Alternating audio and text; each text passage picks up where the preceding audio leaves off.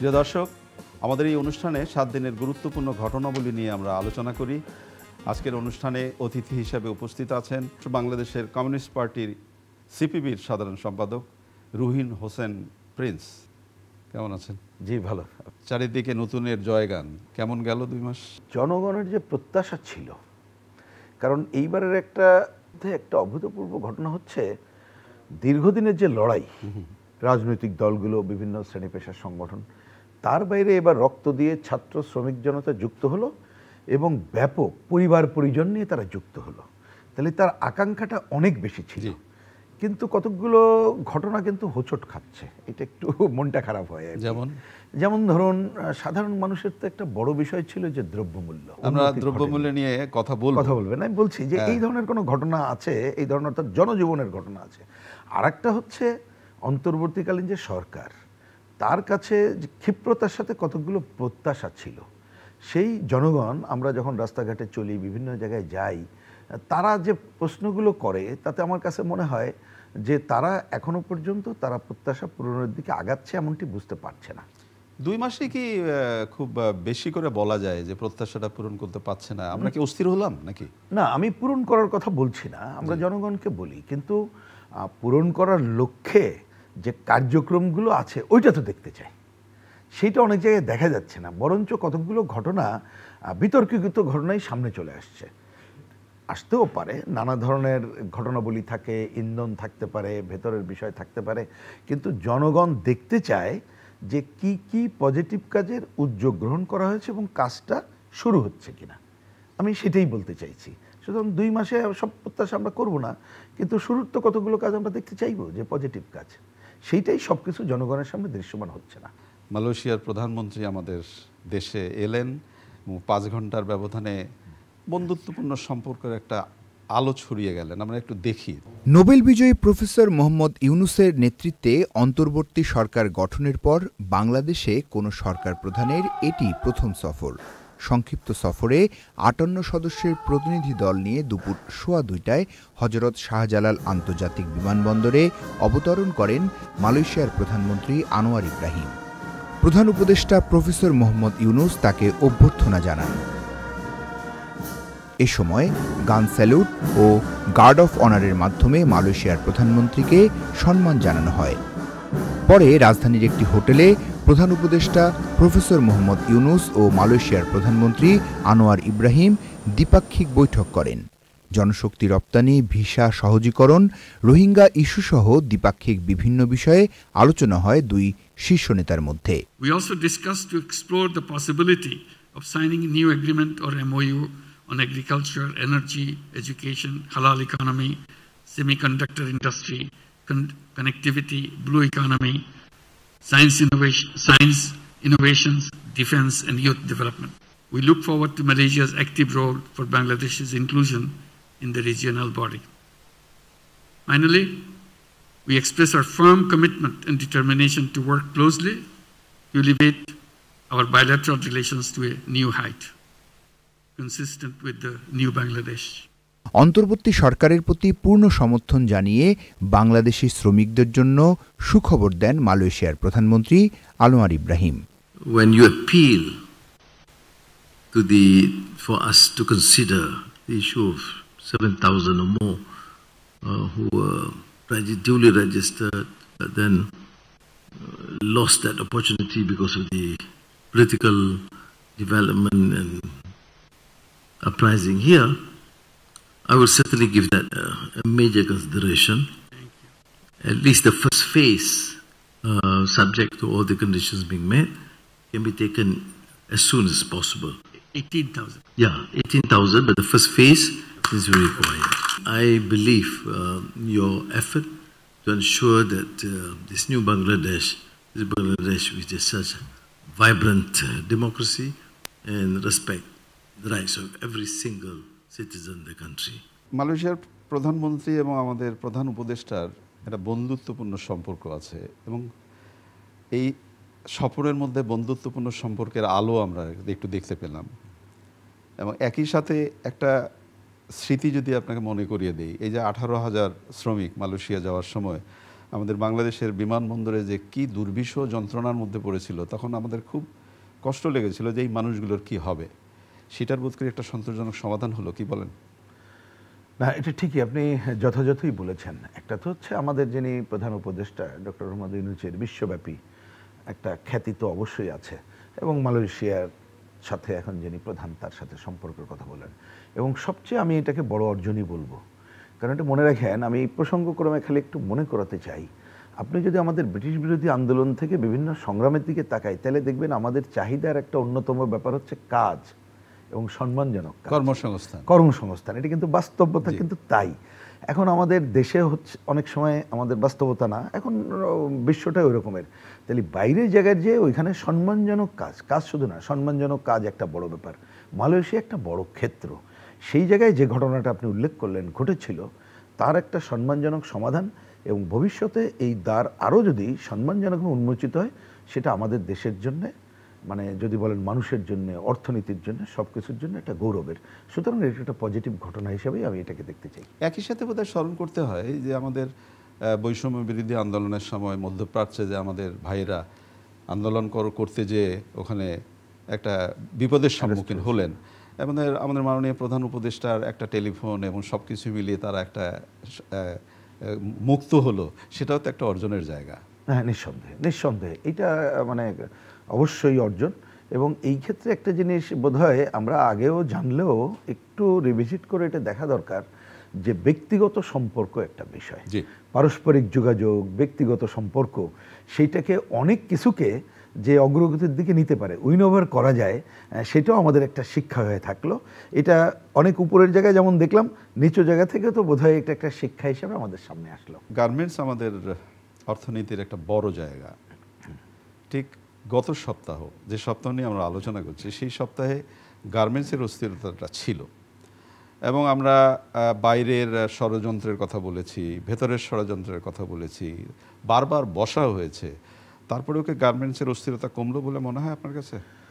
না, আমার বিবেচনায় একেবারে কমেনি তা না, কিছুটা কমেছে, কিন্তু মূল ভাবনাটা বোধহয় এটা থাকা দরকার, অস্থিরতা আছে, সেটাকে ধরেই আমাদের অগ্রগতির জায়গায় যাওয়া দরকার আর কি। আমাদেরকে যদি বলেন, প্রথমত যে এটা মনে রাখা দরকার যে সব জায়গায় নানা ধরনের কি বলবো, যে এই যে একটা ষড়যন্ত্র তত্ত্বের জায়গায় যেটা আসে, এটা থাকতেই পারে, কিন্তু দেখতে হবে কিভাবে আমি পজিটিভভাবে সমাধান করতে পারি। আমি খালি ছোট করে বললে এটা বলতে পারি, একটু খেয়াল করবেন, আমাদের যে কি বলে অর্থনৈতিক সংস্কারের জন্য শ্বেতপত্র কমিটি যেটা করা হয়েছে, ওনার প্রধানও বলেছেন, আমরাও বলি, ওনার জমানিতেও দেখলাম বলছে যে এই গত 15 বছরে সবচেয়ে বেশি নিষ্পেষিত ছিল শ্রমিকরাই। তাই একটু মনে রাখবেন যে এই যে একটা কি বলবো, যে নতুন বাতাবরণ, উন্মুক্ত পরিবেশ, কথা বলার সুযোগ, দাবি দেওয়ার সুযোগ, এবং আমার শ্রমিকরা দেখছে যে ছাত্ররা 18 তলায় উঠে যে কি বলে যে পরীক্ষাটা না করেই পাসটা নিয়ে গেল, তাহলে তার দাবির কথা তো বলতে পারে। তা আমরা এটা একটা কথা বলি, সবাইকে মনে করি যে দুইটা জায়গা যদি আপনি সমাধান না করেন তাহলে কিন্তু আপনি পারবেন না। তার একটা হচ্ছে জাতীয় ন্যূনতম মজুরি, এবং এটা এমনভাবে করতে হবে যাতে করে জিনিসপত্রের দাম বাড়লে তার সাথে সে অ্যাডজাস্ট করে জীবন ধারণ করতে পারে। আরেকটা হচ্ছে তার সুষ্ঠু ট্রেড ইউনিয়নের অধিকার। ট্রেড ইউনিয়ন মানে নৈরাজ্য না, তো এইটা তো অনেকদিন হয়নি, সেইটা হচ্ছে তার ফান্ডামেন্টাল।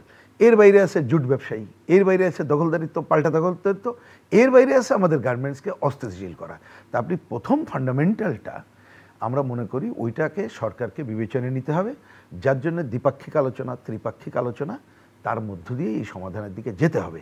এইবার একটা পজিটিভ সাইন আমি বলি যে আমাদেরও শ্রমিক সংগঠন অন্যরা আছে, আপনি দেখবেন এই সরকারের পক্ষ থেকে একাধিকবার বৈঠক করা হয়েছে, এবং শ্রমিকরা সহই তারা কিভাবে একটা পজিটিভ অর্জন করা যায় সেই জায়গায় তারা করছে। সুতরাং আমি মনে করি যে আরেকটু ধৈর্যশীল হলেই আমরা প্রকৃত তথ্য যদি নিয়ে আসতে পারি, তাহলে এই সংকটটা আমরা কাটিয়ে উঠতে পারবো বলে আমার বিশ্বাস।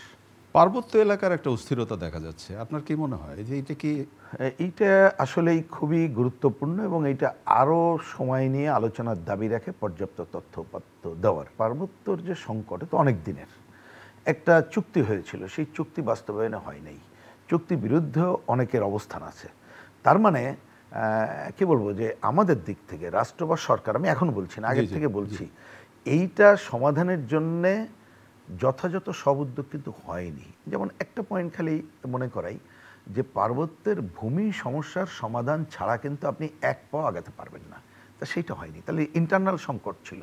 আর আমরা জানি যে সম্প্রতিকালে আমাদের দেশকে ঘিরে ভূ রাজনৈতিক কারণে অস্থিতিশীল করার নানা ধরনের ঘটনাবলী কিন্তু আছে। তা সুতরাং এখন যেহেতু একটা অন্তর্বর্তীকালীন সরকার, নতুন ঘটনা, এইরকম জায়গায় কেউ কারোর মতো সুযোগ নিতে পারে। সুতরাং আমি নিশ্চয়ই এই অস্থিরতাকে আরও পুঙ্খানুপুঙ্খ খুঁজে বের করা দরকার, বিশেষভাবে ওইখানে আদিবাসীদের আস্থায় নিয়েই আপনি এই সংকটের সমাধানের দিকে আগানো দরকার। আর বাইরের আমরা যে রাজনৈতিক দলগুলো আছি, বিভিন্ন শ্রেণী পেশার মানুষ আছি, তাদেরকে এই বিষয়ে একটা ঐক্যবদ্ধ হওয়া দরকার। আমি আশা করি অন্তর্বর্তীকালীন সরকার এই বিষয়ে গুরুত্ব দিয়ে এই যে প্রথম যে দুটি কাজের কথা বললাম, এই দুটি কাজই তারা করবেন। তার মধ্য দিয়ে আমরা যে কোনো ষড়যন্ত্রকে নস্যাৎ করে দিতে পারবো। আয়নাঘর এই শব্দটি দীর্ঘদিন ধরে আমরা আলোচনার মধ্যে শুনলাম। আয়নাঘর একটি চমৎকার একটি শব্দ, আয়না, নিজের চেহারা দেখা। কিন্তু এটা যে কত বিভৎস, কত দুর্বিষহ একটা শব্দ হয়ে দাঁড়ালো, এই গত পক্ষে কিন্তু আয়নাঘর বেশ আলোচিত ছিল। খুবই ক্ষোভ এবং দুঃখের খবর এবং মানবতা বিরোধী অপরাধের পর্যায়ের খবর, মানে আয়নাঘরের নামে যে খবরাগুলো এসেছে। তো এইটা আমার প্রথম বিষয় হচ্ছে যে একটা তো সাধারণভাবে বলা আছে, কিন্তু আরও সুনিশ্চিত করা দরকার যার কখনো এ ধরনের আয়নাঘরের সৃষ্টি হবে না। তার জন্য যা যা করার সেটা কিন্তু অগ্রাধিকার ভিত্তিতে করতে হবে। আমার বিবেচনায় সেইটাও এখনো কিন্তু মানে সবার কাছে স্বচ্ছ না। দেখবেন কতগুলো মামলা টামলা নিয়ে এখনো যেটা দেখা যাচ্ছে, তার মানে আয়নাঘর না থাকলেও তার ছায়া কিন্তু আছে। তাহলে প্রথমে ছায়া মুছে ফেলানোর কাজটা করা দরকার আইনগতভাবেও। দ্বিতীয়ত হচ্ছে আয়নাঘরের যত আলোচনা হয়েছিল, আমি দেখলাম যে একটা যে টিম করা হয়েছে গুম এবং এই বিষয়ক, তারা একটা কি বলে ওইখানে ভিজিট করেছে এবং পত্রিকায় যতটুকু এসেছে এবং একটা তথ্য প্রকাশিত হয়েছে, আমি যথাযথ কিনা জানি না, যে আয়নাঘরের অনেক চিহ্ন মুছে ফেলানোর চেষ্টা হচ্ছে। সেটা যথাযথ না। যা সঠিক তথ্য যা সেটাই উন্মুক্ত করা দরকার। উন্মুক্ত করা দরকার এই জন্যে যেটা কিন্তু খালি সরকারের কাজ না, গুটি কয়েক সচেতন মানুষের কাজ না, দেশবাসীরও কাজ। তাদের উপলব্ধি করতে হবে যে এইটা খুবই নিন্দনীয়, ক্ষতিকর কাজ। এই ধরনের কাজ আমরা হতে দেব না। সরকার এটা যদি হতে দেব না কোনো সিদ্ধান্ত নেয়, সমর্থন করব, বা কেউ যদি এর নতুন ছায়া আবার আবির্ভাব ঘটাতে যায় সেটাও প্রতিরোধ করব। ছাত্র রাজনীতির একটি গৌরবোজ্জ্বল অংশের জায়গায় আপনাদের ভূমিকা আছে। এই যে ছাত্ররা এখন একটা অভূতপূর্ব আন্দোলন সৃষ্টি করলো এবং একটা পরিবর্তন আনলো, কি মনে হয় আপনার? শিক্ষাঙ্গনে তো ফিরে গেছে তারা, পড়াশোনার অবস্থা কি মনে হচ্ছে? ছাত্র বন্ধুরা এইবার তো একটা অভূতপূর্ব কাজ করেছে নিঃসন্দেহে। এবং সবচেয়ে বড় ব্যাপার দেখেন যে এই পরিমাণের ছাত্র সমাজের ইনভলভমেন্ট। প্রাইভেট ইউনিভার্সিটি অন্য জায়গায় আমরা অনেকে বলতাম যে তারা বোধহয় একটু কোয়ারের মধ্যে আইসোলেটেড, কিন্তু দেখা গেল যে না, তারা অনেক অনেক বিষয় সচেতন। তা আমাদের প্রধান বিষয় হচ্ছে এই যে সচেতন যারা নামলো তারা যাতে আশাহত না হয়। সুতরাং আমাদের উপরে যারা আছে, রাষ্ট্র, সরকার এবং যারা চিন্তক মানুষ, তাদের দায়িত্ব হচ্ছে যথাযথভাবে তাদের এই পথগুলো পরিষ্কার করে দেওয়া। কিন্তু এখনো পর্যন্ত সবটা যথাযথভাবে হয়েছে আমি দেখতে পাচ্ছি না। কারণ শিক্ষাঙ্গনে দেখবেন যে সবাই ঠিকমতো ফিরে গেছে এমনটি এখনো হয় নাই। বরঞ্চ অনেক উৎসাহীরা, আমি উৎসাহী বলবো কারণ এখন আমি দোষারোপ করতে চাই না, শিক্ষকদের উপরে দু এক জায়গায় যেভাবে তারা একটা নির্যাতনের জায়গায় নিয়ে আসলো। এমনকি ছাত্র আন্দোলন, আমরা কিন্তু আপনার মনে আছে আমরা কিন্তু ছাত্র রাজনীতি বলতাম না, আন্দোলন করতাম ছাত্র সমাজের বিষয় নিয়ে।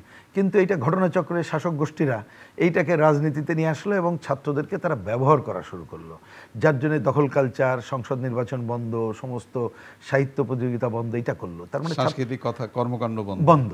তো এইটা তো ছাত্র আন্দোলনের দোষ না, দোষটা হচ্ছে শাসক গোষ্ঠীর। তা আপনাকে তো ওই ধারায় ফিরে আনতে হবে। কিন্তু আমরা দেখতে পাচ্ছি এইখানে ছাত্র রাজনীতিকে দোষারোপ করা হচ্ছে। তার মধ্যে দিয়ে দেখবেন যে এই শিক্ষাঙ্গনে অনেক অন্ধকারের শক্তি ঢুকে যাওয়ার প্রচেষ্টা গ্রহণ করছে। তা আমার মনে হয় ছাত্ররা যথাযথভাবে তাদের যে দাবির মধ্যে ছিল, যে আমি পুরো দেশেরটা বাদ দিয়ে যদি শিক্ষাঙ্গনের কথা বলি, যে ওইখানে যে স্বৈরাচারের ছায়া ছিল আর ছায়া যাতে ফিরে না আসতে পারে সেজন্য শিক্ষাঙ্গনের দায়িত্বপ্রাপ্তরা যথাযথ ভূমিকা পালন করবেন। ওইখানে কোনো গেস্ট রুম কালচার আর থাকবে না, মেধার ভিত্তিতে হবে, সাহিত্য সংস্কৃতি প্রতিযোগিতা হবে, ছাত্র রাজনীতির নামে কোনো সংকট তৈরি হবে না। এইগুলো যদি করতে পারে এবং শিক্ষাটাকে যদি আলোচনার মধ্য দিয়েই, যে হঠাৎ করে দেখেন এর আগে হঠাৎ করে একটা চাপিয়ে দেওয়া হয়েছিল পাঠ্যক্রম নামে, আবার হুটহাট করে আবার পাঠ্যক্রম কমিটি করে পরিবর্তন করা হলে কোনোটাই কাঙ্ক্ষিত না। আলাপ আলোচনার মধ্য দিয়ে আমাদের সময় একটা স্লোগান দিতাম, আমি মনে পড়ে গেল এখন, যে পরিকল্পিত শিক্ষা চাই, বিকশিত জীবন চাই। আমি জেনারেল স্লোগান বলছি না। তাহলে সেই রকম একটা শিক্ষার মধ্য দিয়ে সে একটা বিকশিত জীবন নিজের জন্য শুধু না, পুরো সমাজের জন্য, রাষ্ট্রের জন্য চাইবে, সেরকম একটা জায়গায় যদি আমরা পুরোপুরি ফিরে আসতে পারি, তাহলে সেটাই হবে বোধহয় আমাদের বড় অর্জন, যা এখনো আমরা আসতে পারি। আপনাকে আরেকটা ভিডিও দেখাই। শিওর। হিসাবের মারপ্যাচে মূল্যস্ফীতি খুবই সামান্য কমেছে, দাবি পরিসংখ্যান ব্যুরোর। তবে বাজারে গেলে ওই হিসাবের যথার্থতা নিয়ে প্রতি সেকেন্ডে ক্রেতাদের অবিশ্বাস কেবলই জোরালো হয়। 100 টাকার নিচে থাকা সবজির মধ্যে আছে কেবল আলু, পটল আর ঢেঁড়স। কড়াই সবজির দামই বাড়ছে গত শুক্রবার থেকে এই শুক্রবারে, বাড়ছে আপনার কেজিতে 20 টাকা 30 টাকা করে বাড়ছে। চাল, ভোজ্য তেলের দাম বেড়েছে, একই রকম আছে আটা এবং মসুর ডালের দাম। তেলের দামও বাড়ছে, কেজিতে 2 টাকা লিটার। চালের দামও মোটামুটি বাড়তি, কেজি 3-4 টাকা। বেতন যখন 10 তারিখ হবে সবাই বেতন পাবে, 10 তারিখের পরে মুরগির দাম বাড়িয়ে যাবে। ইলিশের দাম এত পরিমাণ বাড়তি যেটা কল্পনার অতীত। যাত্রাবাড়ি যে পরিমাণ ইলিশ মাছ এখন আসে, যদি ইন্ডিয়াতে রপ্তানি না হইতো 1 কেজি ইলিশ মাছ সর্বোচ্চ 1100 থেকে 1200 টাকা কেজি হইতো। রপ্তানির কারণে এখন 2000 টাকা কিলো লাগতেছে। হিম তো কিনলাম 180 টাকা ডজন, আর লাস্ট কত 160 টাকা মনে কিনছিলাম। সরকার কোথায়? প্রশ্ন মানুষের। পাগল পাগল অবস্থা সবার। আমরা জনসাধারণ যেমন আছি ঠিক আছে, গরিব মানুষের কি হবে? আমরাই হাবুডুবু খাচ্ছি, একবেলা খাবো একবেলা না খেয়ে থাকবো। এই জন্য সরকারিভাবে আনছি আমরা। বলেন, আগুন ছোঁয়া দাম, চালের দাম বেড়ে গেছে, জিনিসপত্রের দাম বেড়ে গেছে। What is this? আমরা তো এই বাংলাদেশ চাই নাই। বন্যা বৃষ্টির ফলে সরবরাহ ব্যবস্থায় সমস্যা হয়ে জিনিসপত্রের দাম কিছুটা বাড়তে পারে, মানছেন ভোক্তারা। তবে সরকারের সংশ্লিষ্ট মন্ত্রণালয় এবং সংস্থার কাছ থেকে দায়িত্বশীল আচরণ চান তারা। অনেক অভিযোগ, তো এত স্বল্প সময়ের মধ্যে কি এত অভিযোগ? না, আসলে এই খবরটা তো মন খারাপ করা এবং ক্ষুব্ধ হওয়ার মতো খবর। এবং আমি আপনাকে ব্যক্তিগতভাবে একটা কথা বলি, আজকে বাজারে যেতে পারিনি, গতকাল বাজারে গিয়েছিলাম এবং গতকাল আমাদের একটা সভাও ছিল। তা বাজারে যাওয়ার পরে অতীত দিনে যেহেতু কিছু মানুষ চেনে, ক্রেতারা তার ক্ষুব্ধ আচরণ জিজ্ঞেস করা শুরু করলো, ভাই হচ্ছেটা কি করলেন আপনারা? কিন্তু এইটা দেখলাম শুধু ক্রেতা না, বিক্রেতারাও বলছে যে ভাই বেচা কিন্তু কমে গেছে, বেশি দামে কিনতে হয়, যা করছি মানুষ কিন্তু আমাদের পরে ক্ষুব্ধ হচ্ছে, কি করব? এইটা মানে তারাও বেশি দামে বিক্রি করতে চাইছে না অনেকে আমাকে যা বললো। আবার গতকালই আমাদের একটা প্রোগ্রাম ছিল বিকালে, অনেকগুলো ইস্যুতে, তার মধ্যে দ্রব্যমূল্য ছিল। আমরা যখন মিছিল করি, রিক্সা চালক ভাই থেকে শুরু করে রাজপথের লোক তালি দিয়ে সমর্থন জানালো। তার মানে বলছি যে এইটা তো সমাধানটা জরুরি ছিল, হয়নি। এখন আপনি যে প্রশ্ন করলেন যে সময় বেশি না, কিন্তু আমি শুরুতে বলেছি যে আমরা তো দেখতে চাই কি করলেন, এখনো পর্যন্ত কিন্তু সেটা দেখতে পাচ্ছি না। আমি ছোট করে উদাহরণ দিই। দেখেন, আমরা অনেকদিন ধরে বলে আসছিলাম যে 1 নম্বর হচ্ছে আমাদের অনেক যে পণ্য উৎপাদন হয়, উৎপাদন ব্যয় কমাতে হবে। এখনো পর্যন্ত আমি আপনাকে বলি, আপনি খোঁজ নেন, সারের দাম বাড়তি, কীটনাশকের দাম বাড়তি, সুতরাং এইখানে কিন্তু উৎপাদন খরচ কমছে না। 2 নম্বর হচ্ছে আমরা বলেছিলাম যে মধ্যস্বত্বভোগী ভাঙতে গেলে এখন শোনা যায় চাঁদাবাজি নাই, এ নাই। প্রথম কয়েকদিন ছিল, এখন কিন্তু আবার কিছু সিন্ডিকেট তো আছে, আছে, মানে চাঁদাবাজি ওইটা আছে। আমরা যার জন্য বলেছিলাম ওইখানে একটা উৎপাদক সমবায় করেন আর ক্রেতা সমবায় করেন, সেটাও করা হলো না। এ হচ্ছে উৎপাদন জিনিসের ক্ষেত্রে। এইবার হচ্ছে বাইরের আমদানির ক্ষেত্রে সিন্ডিকেট নির্ভরতা। আমরা বলেছিলাম রাষ্ট্রীয় উদ্যোগে দক্ষ এবং দুর্নীতিমুক্তভাবে আমদানি করেন, ওটা ভাঙেন, একেবারেই ভাঙার কোনো লক্ষণ দেখছি না। আজকেও বলে এসেছি, আপনারা এই ব্যাপারে সর্বোচ্চ উদ্যোগ নিয়ে দায়িত্ব পালন করেন। কারণ মানুষের যদি এই ক্ষুব্ধতা না কমানো যায়, তার পেট যদি না সয়, আমরা অনেকগুলো ভালো সংস্কারের কথা বললেও এই মানুষ ইনভলভ হবে না, যেটা আসলে গণ অভ্যুত্থানের যে আকাঙ্ক্ষা তাকেও প্রশ্নবিদ্ধ করবে। অন্তর্বর্তী সরকারের আজকে যে উদ্যোগ, বিভিন্ন রাজনৈতিক দলের সঙ্গে বৈঠক, সেই বৈঠকের কথাই আপনি তুলছিলেন। নির্বাচন কমিশনার নিয়োগ আইন স্থগিত করে প্রধান রাজনৈতিক দলসমূহ ঐক্যমতের ভিত্তিতে অনতিবিলম্বে নির্বাচন কমিশন গঠন করতে হবে এবং আমরা একটা রোড ম্যাপ দিতে বলেছি। নির্বাচন কমিশন কবে নির্বাচন হবে সেই আমরা একটা রোড ম্যাপ দিতে বলেছি। আমরা এনআইডি কার্ড, যেটা আপনার স্বরাষ্ট্র মন্ত্রণালয়ে স্থানান্তর করার কথা আইন করা হয়েছিল, সেটাকে অর্ডিন্যান্স জারির মধ্যে বাতিল করতে বলেছি না। উনি আমাদেরকে যেটা বলেছেন, যেটা আমাদের 1 নম্বর প্রায়োরিটি, নির্বাচন অনুষ্ঠান তাদের 1 নম্বর প্রায়োরিটি। অত্যন্ত সহৃদয়তার সঙ্গে তারা দেখছেন, তারা মনে করেন আমাদের দাবিগুলো হচ্ছে জনগণের দাবি, আমাদের দাবিগুলো তাদেরও দাবি। যা জাতি বঞ্চিত ছিল পরপর 3টা নির্বাচনে, জাতির সামনে একটা গ্রহণযোগ্য, সুষ্ঠু এবং শান্তিপূর্ণ নির্বাচন উপহার দেওয়ার পরিবেশ তৈরি করা। এই জন্য কিছু মৌলিক বিষয়ে তাদেরকে সংস্কার করতেই হবে। সেই কী মৌলিক বিষয়ে তারা সংস্কার করবেন সেই ব্যাপারে আমরা কথাবার্তা বলেছি এবং আমরা আশা করছি আগামী 9 তারিখ আপনাদের মাধ্যমে জাতির সামনে আমরা আমাদের প্রস্তাবনাগুলো উন্মুক্ত করব ইনশাআল্লাহ। বৈঠকে আপনারা কি বললেন? না, আমরা তো আজকের বৈঠক দেখবেন খুবই স্বল্প সময়ের জন্য ওনারা ডেকেছিল এবং তাতে ওনারা শুনতে চেয়েছিল সংস্কার বিষয় এবং হচ্ছে আইন শৃঙ্খলা বিষয়। এ ব্যাপারে আমরা আমাদের পরিষ্কার বলে এসেছি। সংস্কারের ব্যাপারে আমরা বলেছি যে এইটা হচ্ছে যে সরকারের কাজ কি, যে কতকগুলো সংস্কার না হলে আমরা গণতান্ত্রিক রূপান্তরের কাজ আগানো যাবে না। কিন্তু এটা যেহেতু অন্তর্বর্তীকালীন সরকার, সব কাজ তো তারা করতে পারবে না, তারা কতগুলো রূপরেখা তৈরি করে রেখে যাক। আর সবচেয়ে বড় কথা, এখনই নির্বাচন ব্যবস্থার আমূল সংস্কারের জন্য সকল রাজনৈতিক দল, শ্রেণী পেশার মানুষকে আস্থায় নিয়ে শুরু করে একটা নির্বাচনী রোডম্যাপ ঘোষণা করেই আমরা এটাইকেই প্রকৃতপক্ষে বলতে চেয়েছি। ওনারা প্রথমে এসে বলেছেন যে এইটা তো আমাদের কাজ না, আমরা একটা ভালো নির্বাচন করে যার কাজে ফিরে যেতে চাই। আমরা বলেছি এইটার জন্য যদি কালক্ষেপণ করি তাহলে নানা ধরনের শক্তি এখানে ঢুকে যেয়ে মূল যে গণঅভ্যুত্থানের চেতনাকে ক্ষতিগ্রস্ত করতে পারবে। যেমন ইতিমধ্যে মুক্তিযুদ্ধকে বিতর্কিত করা, ইতিমধ্যে কয়েকটা জায়গায় বিতর্কিত লোককে নিয়োগ করা, এই ধরনের ঘটনাগুলো ঘটছে, যা কিন্তু প্রকৃত যে কর্মকাণ্ড অন্তর্বর্তীকালীন সরকার সেটি ক্ষতিগ্রস্ত করতে পারে।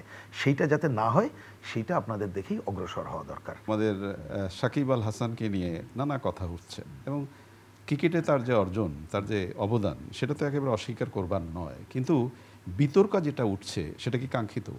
এটা আমার ব্যক্তিগত কুইক মত বলতে পারি। আমি অত হয়তো খেলাধুলার সাথে জড়িত না, একটু কম বুঝি, কিন্তু আমার ব্যক্তিগত মত হচ্ছে এটা অনাকাঙ্ক্ষিত, এটা প্রয়োজন ছিল না, প্রয়োজন নাই। কিন্তু একজন খেলোয়াড়ের কি রাজনীতি এভাবে জড়িয়ে পড়া দরকার? আমি আসছি পরে। আমি মনে করি যে এখনো সময় আছে এটাকে ফিরিয়ে আনা।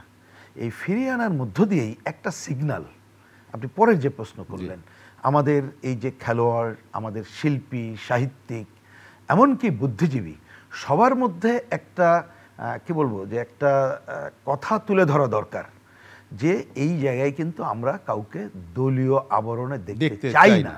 সুতরাং আপনি একটাকে পজিটিভভাবে নিয়ে এর মধ্য দিয়ে যদি একটা সিগন্যাল দিতে পারেন, তাহলে আমার ধারণা ভবিষ্যতে অনেকেই সতর্ক হবে এবং শাসক গোষ্ঠীও সতর্ক হবে, তাকে বিজনেস করার জন্য নেবে না, এবং তিনিও সতর্ক হবেন যে আমার তো অর্থ কামাইয়ের জন্য সব কিছু দরকার নেই, কারণ মানুষ যে মর্যাদা দিচ্ছে সেটাই তো আমাদের বড় কাজ। এটাই হওয়া দরকার বলে আমার মনে হয়। অনেক ধন্যবাদ আপনাকে। প্রিয় দর্শক, 7 দিনের ঘটনাবলী মাত্র কয়েক মিনিটের মধ্যে আলোচনা করতে চেষ্টা করেছি আমরা। আগামী অনুষ্ঠানে নিশ্চয়ই আবার কথা হবে। ভালো থাকবেন সে পর্যন্ত। আসুন সবাই মিলে প্রিয় মাতৃভূমি বাংলাদেশের জন্য প্রতিদিন অন্তত একটি করে ভালো কাজ করবার চেষ্টা করি। খোদা হাফেজ।